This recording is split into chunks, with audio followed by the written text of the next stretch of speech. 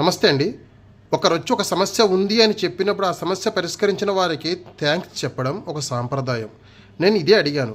అడిగినందుకు చాలామంది తిడుతున్నారు. ఓకే, ఎందుకంటే తప్పుని సరి చేసుకోలేనప్పుడే కోపం వస్తుంది. కోపంలోనే బూతులు వస్తాయి, తిడతారు. Okay, no problem.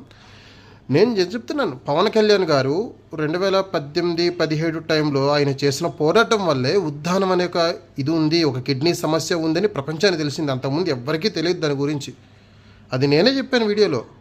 కానీ మనం ఉంది అని చెప్తే సరిపోదు కదా, దానికి ఒక పరిష్కారం చూపించాలి. ఆ పరిష్కారం చూపించే దిశగా అడుగులు వేసి దానికి పరిష్కారం చూపించింది జగన్మోహన్ రెడ్డి గారే కదా.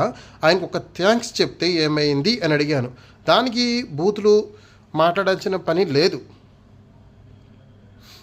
అంటే ఆయన ప్రతిపక్షం కాబట్టి చెప్పలేదు అంటే అయిపోతుంది. దానికి బూతులు మాట్లాడాల్సిన పని లేదు. కానీ పచ్చి బూతులు తప్ప ఏమీ రావడం లేదండి.